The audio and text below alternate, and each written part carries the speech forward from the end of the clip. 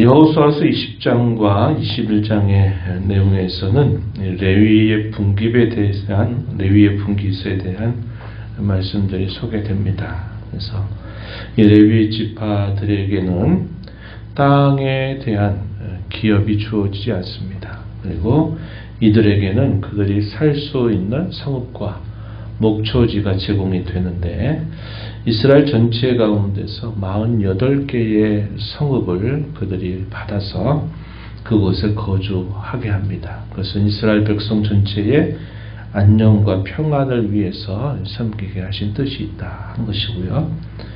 그 48개의 성읍 중에서 거리적으로 봤을 때 전체 요단 동편과 서쪽을 분할했을 때 하루 정도에 도달할 수 있는 6곳을 구별합니다. 오늘 우리가 읽은 20장에 소개되고 있는 6개의 도피성들이 지정이 됩니다. 이것은 이미 모세가 있을 때부터 계속적으로 그들에게 명령되었던 하나님의 뜻이었습니다.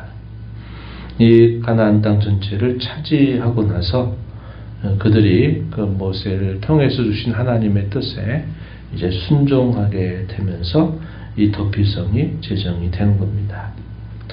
가나안 땅을 정복하는 일, 그리고 그 정복한 땅을 분배하는데 상당한 시간이 흘러가고 분배를 다 마치고 난 다음에 이제부터 하는 일들이 이런 도피성 제도를 성립하고 한 것인데 이것을 제정하게 되는 중요한 목적이나 취지는 오늘 우리가 읽은 본문에서도 확인하지만 넓게 보면 이스라엘 백성들 전체를 위한 것이다 이렇게 되어 있고 조금 더 구체적으로 말하면 사람이 살다가 자신이 의도하지 않는 일로 사람이 죽게 될 때 그 부지 중에 살인한 사람을 보호하게 하는 하나의 피난처로서 이 도피성을 세우게 한 것입니다.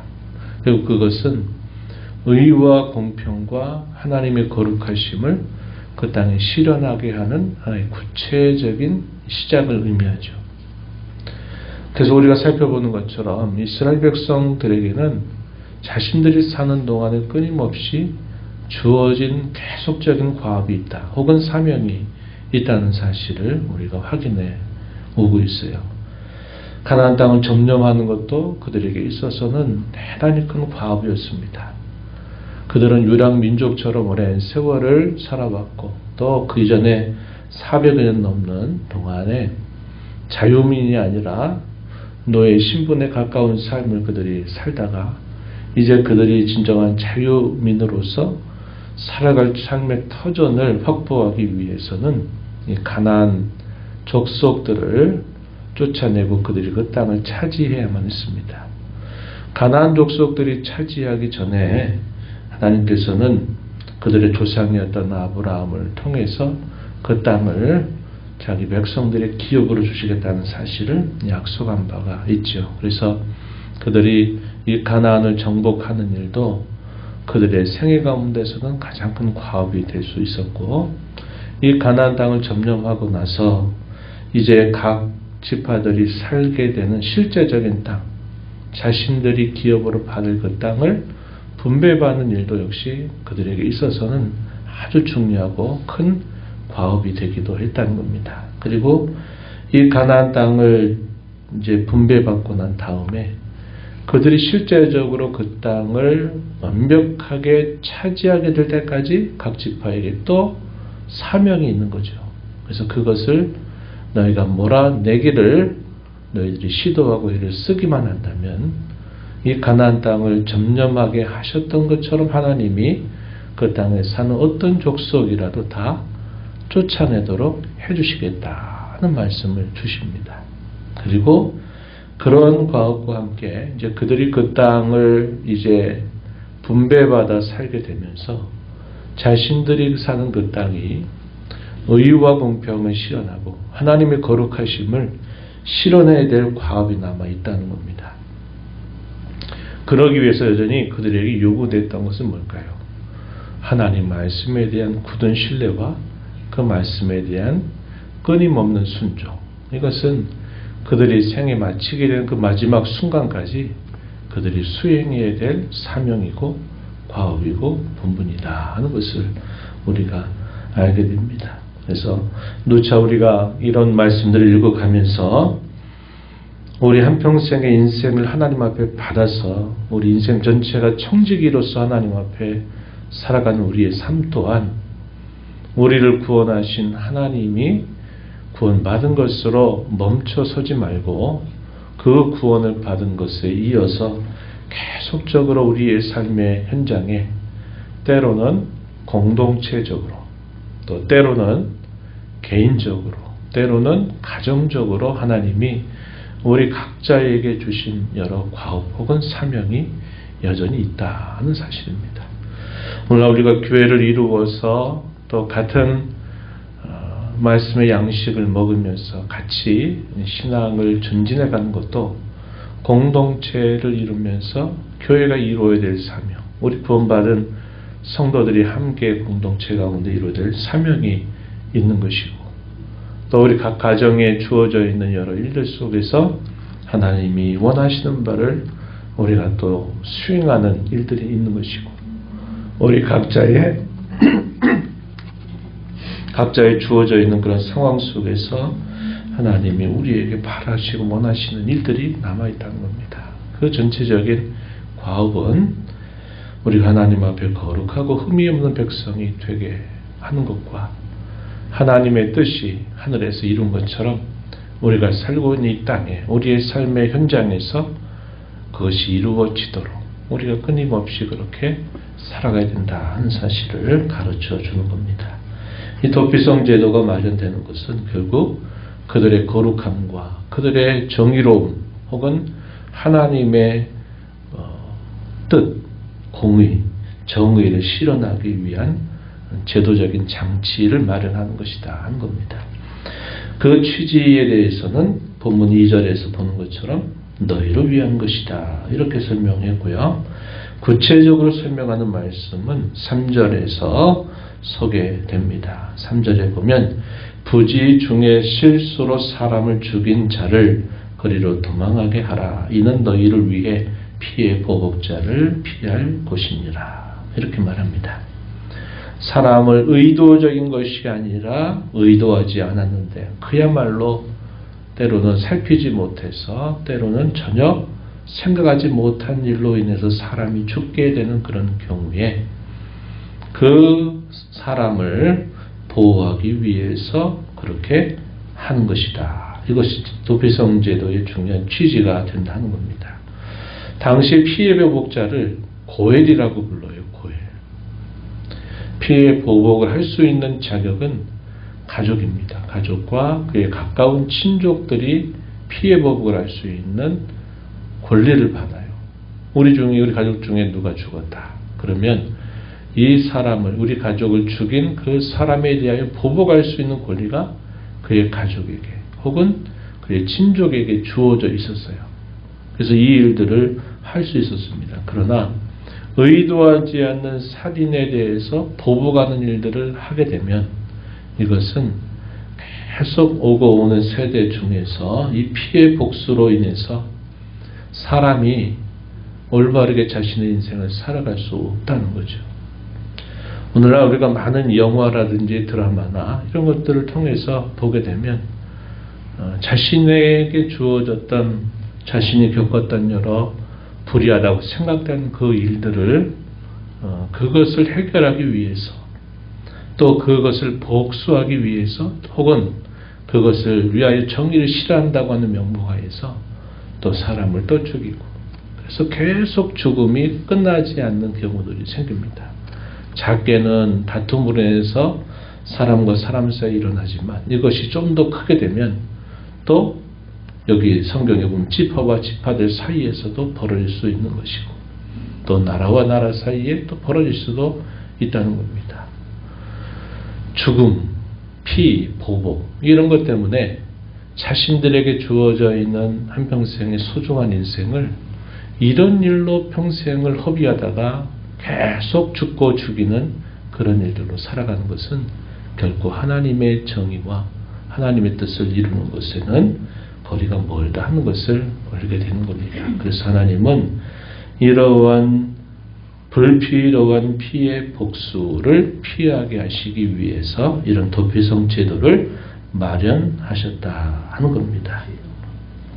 그래서 우리가 살면서 성도는 이러한 삶의 이런저런 문제들에 매여서 이런 문제를 평생 안고 살아가기보다 이러한 모든 일에 있어서 하나님께로부터 긍휼을 받아서 영생을 얻게 된 그 은혜를 기억하고 용서하기도 해야 되고 용납하기도 해야 되고 관용의 마음을 가지고 서로 그리스도께로부터 받은 사랑을 실천함으로써 하나님이 우리를 구원하신 적극적인 그의 목적을 우리가 수행하는 일에 힘을 기울여야지 어떤 사람에 대해서 어떤 일들에 대해서 보복하기 위해서 우리가 평생을 사는 것은 결코 성도다운 삶의 모습이 아니다 하는 것을 우리가 이런 제도를 통해서 배울 수 있다는 겁니다.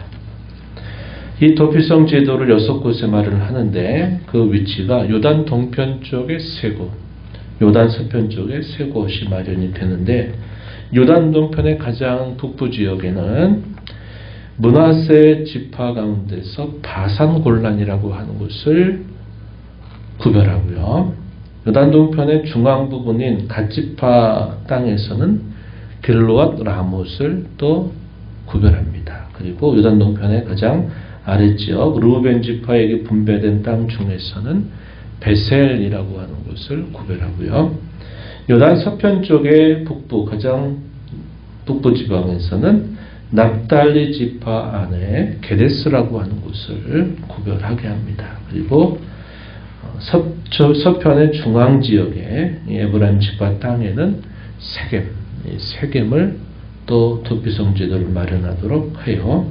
그리고 마지막 유다 지파 지역 가장 서쪽 남쪽에 있는 그 유다 지파 가운데서는 이 헤브론에다가 이 도피성을 마련하게 해요. 그래서 피해 부지 중에 살인한 사람이 하루 정도를 갔을 때 이 성읍의 어느 곳이든지 도착할 수 있는 정도의 거리가 거의 비슷한 그런 거리들을 두고 하나님께서 이 도피성 제도를 마련하게 하셨다는 겁니다.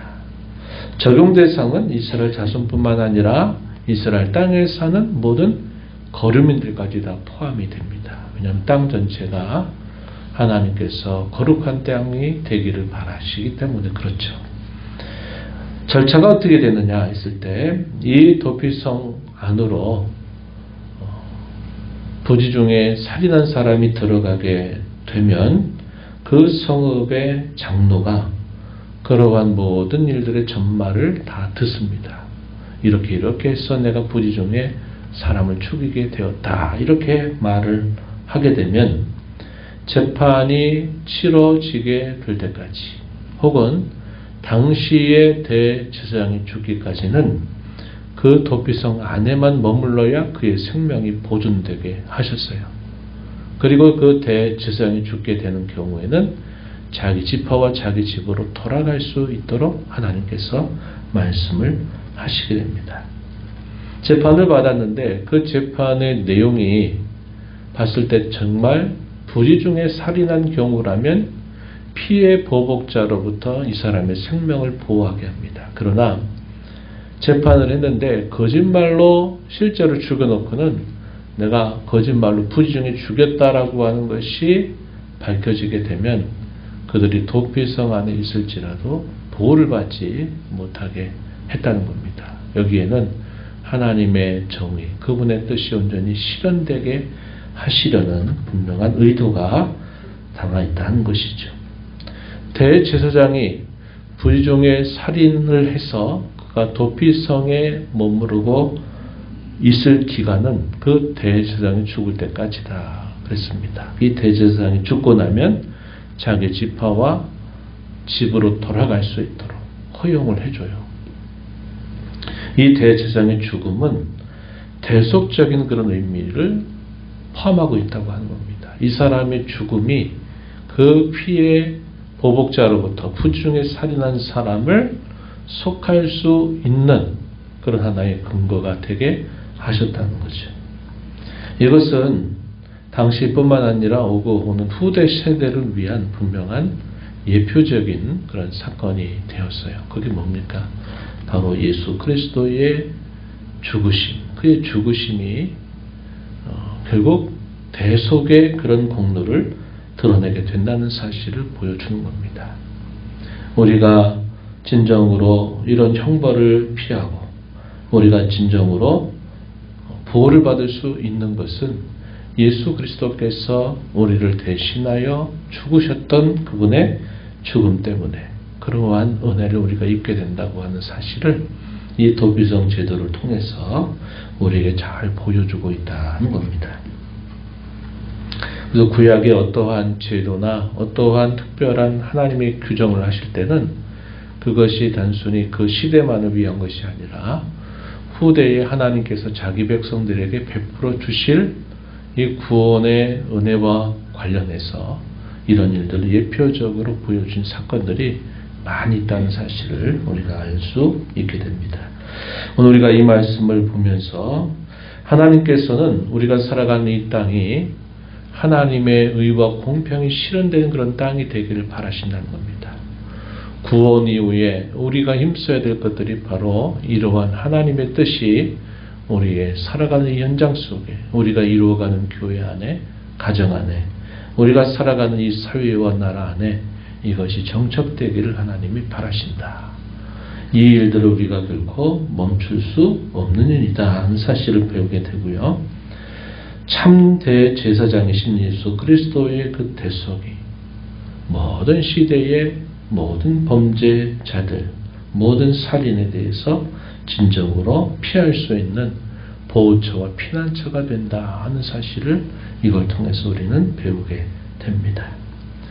옛날에는 하루길을 목숨을 다해서 치열하게 가야 돼요. 피해 보복자가 따라와서 도피성 제도가 도피성에 도달하기 전에 잡히면 죽는 것은 어쩔 수 없었어요. 그걸 가지고 뭐라고 하지 않았습니다. 그러나 오늘날에는 어떻습니까? 우리의 진정한 도피성, 피난처는 멀리 있지 않다는 겁니다. 바로 예수 그리스도 안에 있다. 하나님 안에 진정한 피난처가 있다. 안전처가 있다 하는 사실을 보여주는 겁니다. 그래서 우리가 살아가면서 인생 속에서 어떤 어려운, 어떤 공고한 일, 어떤 위기 같은 그런 일을 만날 때마다 우리는 멀리 갈 필요가 없어요. 그리스도 안으로 우리가 다가서면 돼요. 하나님의 은혜의 보좌 앞으로 우리가 나아가면 하나님은 우리에게 언제든지 피난처가 되게 하시고 우리에게 언제든지 보호처가 되게 해주신다는 사실을 알게 됩니다. 인생 가운데 가장 큰 문제가 뭘까요? 죄의 문제입니다. 이 죄의 문제가 어디에서 결국 다 해결되느냐? 그리스도 안에서만 해결된다고 하는 겁니다. 그리스도께서만 이 죄에 대한 궁극적인 심판자가 되시고 또 한편으로는 그리스도께서만이 그 안에 피하는 자들의 진정한 피난처가 되신다 하는 사실을 우리에게 잘 가르쳐 주고 있습니다. 우리의 삶의 진정한 자리는 그리스도 안입니다. 이걸 꼭 기억하십시오. 여러분이 가정에 있든 또 일터에 있든 사람과의 만남 속에 있든 우리가 사는 삶의 자리, 그것은 그리스도 안이다. 예배당에만 와야 그리스도 안에 있는 게 아니라 우리가 있는 곳에서 내가 그리스도 안에 언제든지 있다 하는 사실들을 기억하고 우리가 살아가는 것이 대단히 중요합니다. 오늘도 이 교훈을 마음에 새기면서 그리스도 안에서 모든 일들을 행하며 또 그분의 뜻을 즐거이 행하며 살아가는 저와 여러분이 되기를 바랍니다.